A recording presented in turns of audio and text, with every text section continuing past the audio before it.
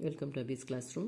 In the video, என்ன பார்க்க போறோம்னா NMMSல mock test 2ல 61 questionல இருந்து பார்க்க போறோம்.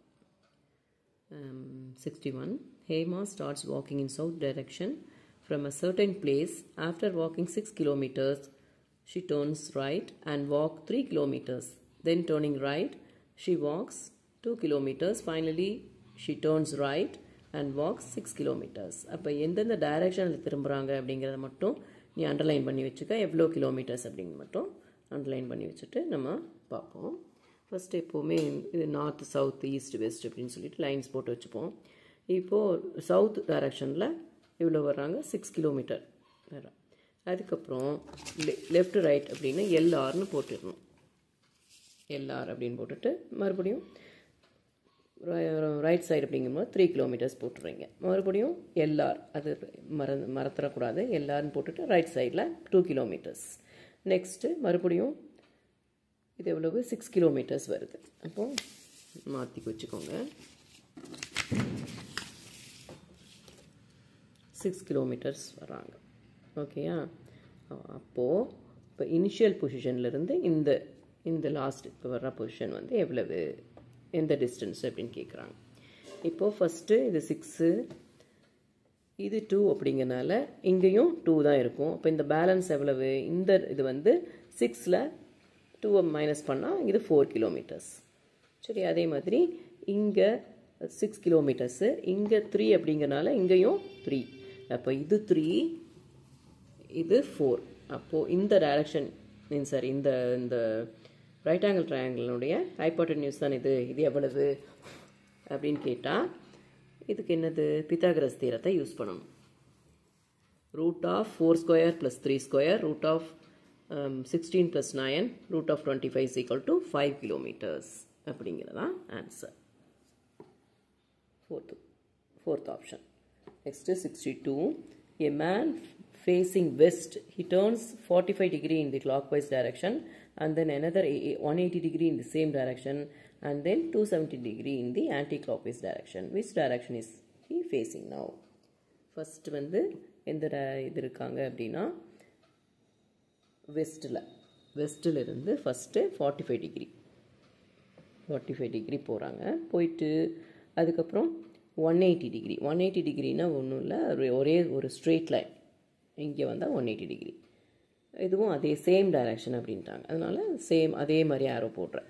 நெக்ஸ்ட்டு ஆன்டி கிளாக்வைஸ் டைரக்ஷனில் 270 அப்படிங்கும்போது இதிலிருந்து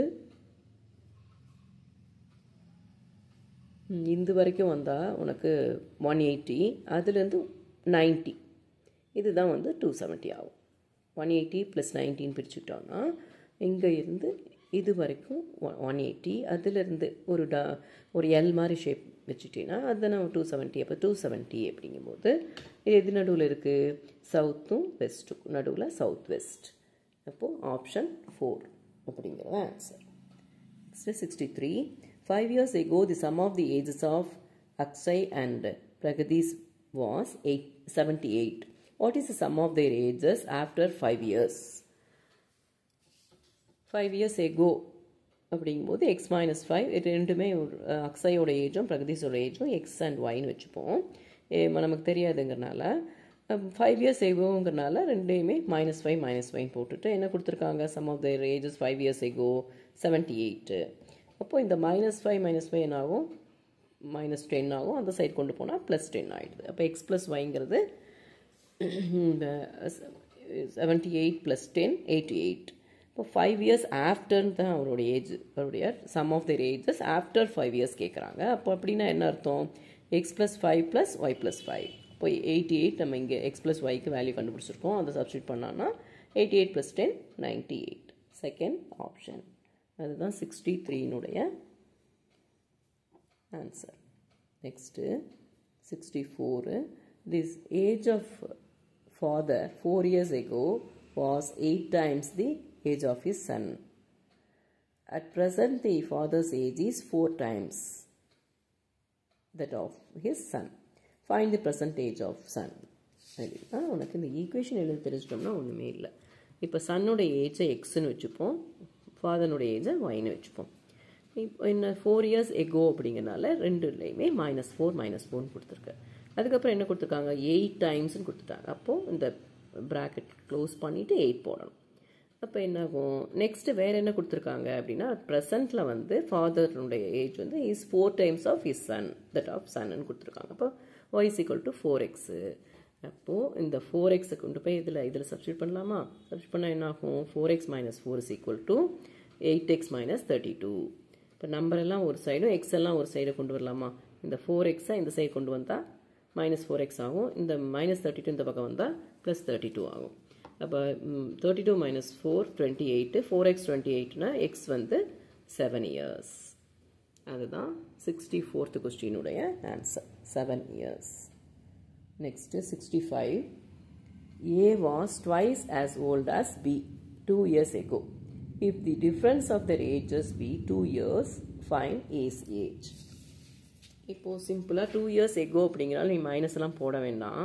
அப்போ உங்கள் ஏஜஸ் வந்து எக்ஸும் 2xும் அப்படின்னு வச்சுப்போம். இப்போ டிஃப்ரென்ஸ் வந்து எவ்வளவா 2. அப்போ 2xக்கும் -x is equal to 2. அப்போ 2x - x என்ன x is equal to 2. என்ன கேட்குறாங்க ஏனுடைய ஏஜ் தான் கேட்குறாங்க. ஏஜினுடைய ஏஜ் என்னென்னு வச்சுப்போம் என்னென்னு வச்சுட்டோம் 2x. அப்போ 2 × 2 4. ஆப்ஷன் 4. இதுதான் 65னுடைய answer. Next 66. 786 is equal to 12. 864 is equal to 81. 895 22. Then 824 is 876 வந்து 12 அப்படின்னாங்களா? அப்போது எப்படி எப்படின்னு பார்த்தோம் இந்த டிஜிட்ஸை வந்து ஆட் பண்ணுங்கள். டிஜிட்ஸ் ஆட் பண்ணால் என்னது 8 + 7 + 6. 8 + 7 15. 15 + 6 21. அதை ரிவர்ஸ் பண்ணால் என்ன ஆகும் 12. அப்படி தான் கொண்டு வந்திருக்காங்க. அதே மாதிரி 8 + 6 14 + 4 18. அதை ரிவர்ஸ் பண்ணால் 81. சேம் தான் 895 அப்படிங்கிறது 8 + 9 + 5 17 + 5 22. ரிவர்ஸ் பண்ணாலும் அதே 22 தான் இருக்கும். 824 தான் நம்ம கண்டுபிடிக்கணும். அதே மாதிரி சேம் பேட்டர்ன் 8 + 2 10 + 4 14. ரிவர்ஸ் பண்ணால் 41. ஆப்ஷன் 4. இதுதான் 66னுடைய answer. Next 67. 8 × 4 × 7 is equal to 25. 7 × 8 × 9 is equal to 47. 6 × 5 × 4 is equal to 26. அப்போது 2 × 3 × 6 என்ன அப்படின்னு கேட்குறாங்க. அப்போது என்ன இது பார்த்தாலே 25 எப்படி வருதுன்னா 8 4s are 32. 32 - 5 25. அதே மாதிரி 7 8s are 56. 56 - 9 வந்து 47. 6 5s are 30. 30 - 4 வந்து 26. ஓகே, அது மாதிரி 2 × 3 × 6னா 2 3s are 6. 6 - 6 0. ஆப்ஷன் 1. இதுதான் 67னுடைய ஆன்சர். 0ன்னு இருக்கா? அதுதான் ஃபஸ்ட் ஆப்ஷன். இதுதான் answer. Okay, next 68. 72 × 19 is equal to 23. 13 × 48 equal to 35. 16 × 43 is equal to 18. Then 39 × 22 is அப்படின்னு கேட்டிருக்காங்க. அப்போ என்ன ஒன்றும் இல்லை, இது என்ன பண்ணியிருக்காங்க அப்படின்னா இங்கே 7 2s are 14. 1 9s are 4. அப்போ 14 + 9 23. அது மாதிரி தான் எல்லாமே இருக்குது. 1 2 3 1 3s are 3. 4 8s are 32. 3 + 32 35. அதே மாதிரி இங்கே 1 6s are 6. 4 3s are 12. 6 + 12 18. But 39 × 22 அப்படின்னாலும் 3 9s are 27. 2 2s are 4. 27 + 4 31.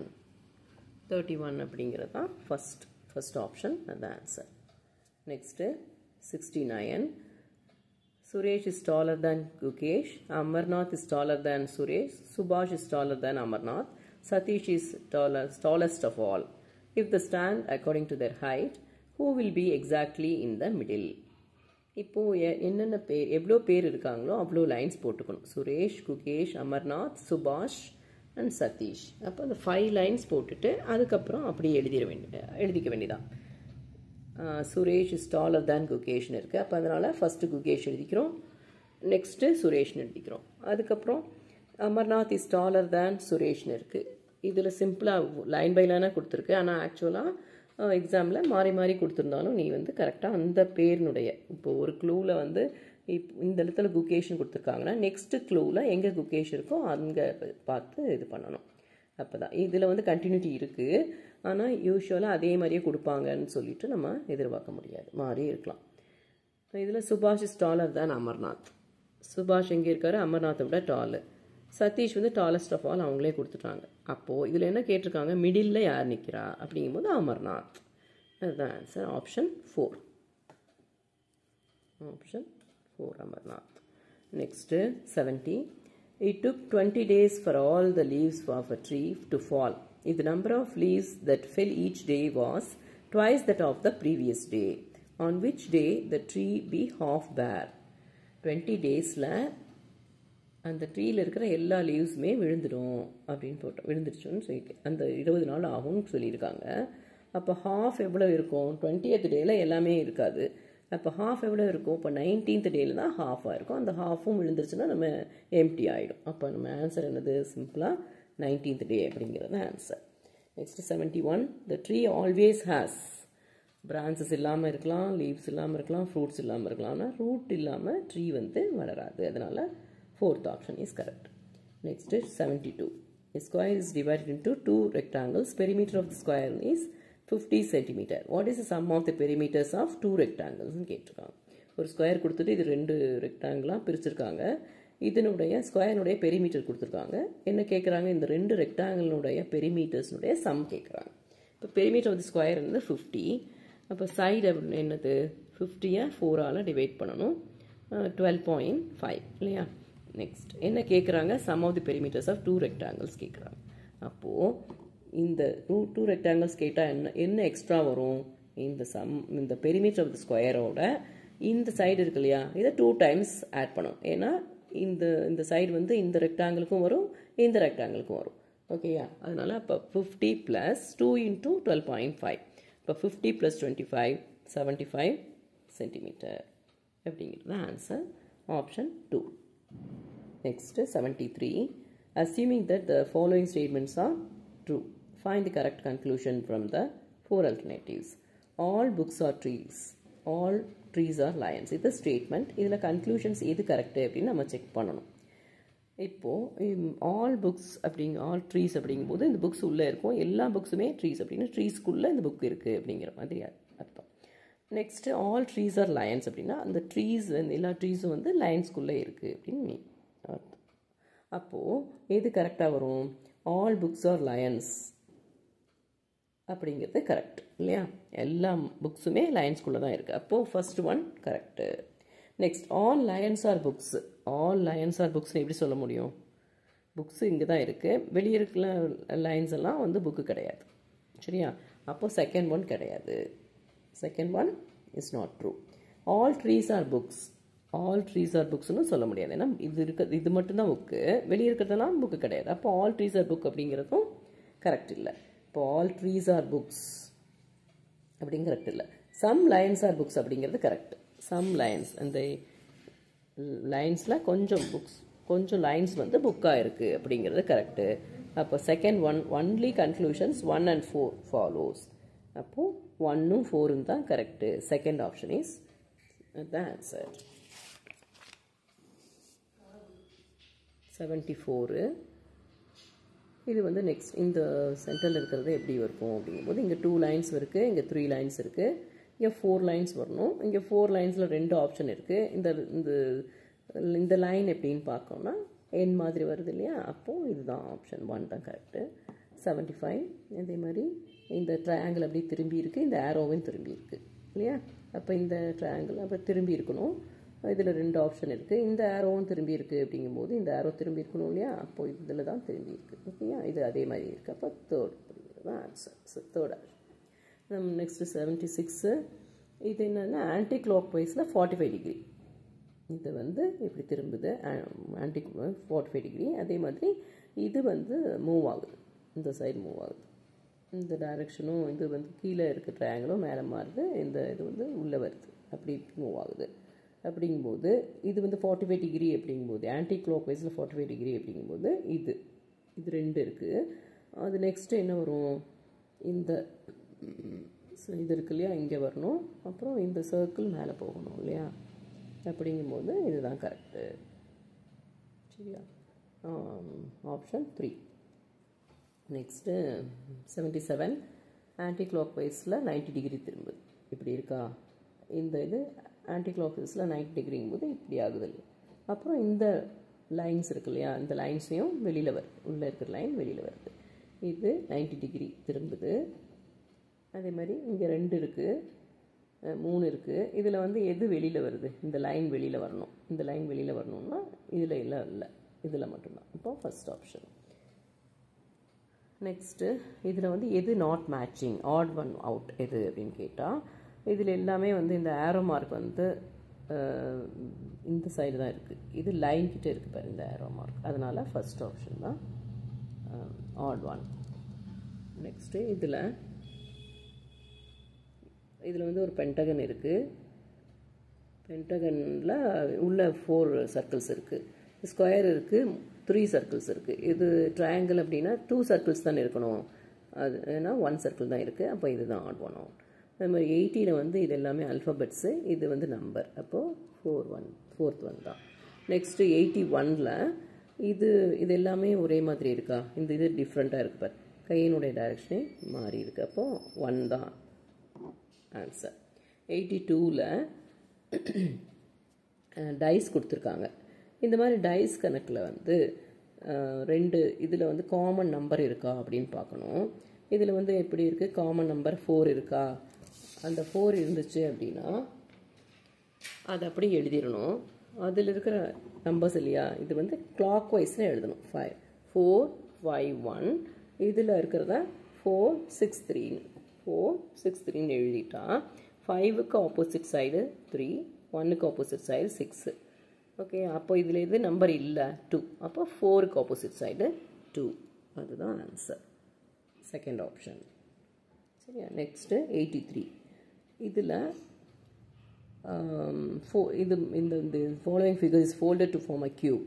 இந்த மாதிரி இருக்கிறத கியூப் ஃபார்ம் பண்ணால் which number will be opposite that of 7 அப்படின்னா, இந்த மாதிரி இருந்தாலே 1 விட்டு 1, 1க்கும் 5 இந்த ஆப்போசிட் சைடாக இருக்கும். எது டச் பண்ணலையோ அதுதான் ஆப்போசிட் சைடு. இப்போ 7ம் 0வும் இருக்காது, ஏன்னா இங்கே டச் ஆகுது. அப்போ 7க்கும் 6க்கும் எது டச் ஆகலையோ அது. அப்போ 2க்கு 0, 2க்கும் 0வும் டச் ஆகலை. அப்போ 2 0 1 5 2 0 7 6. அப்போ ஆப்போசிட் சைடில் 7க்கு தானே கேட்குறாங்க. அப்போ 6 தான் வந்து ஆன்சர், தேர்ட் ஆப்ஷன்.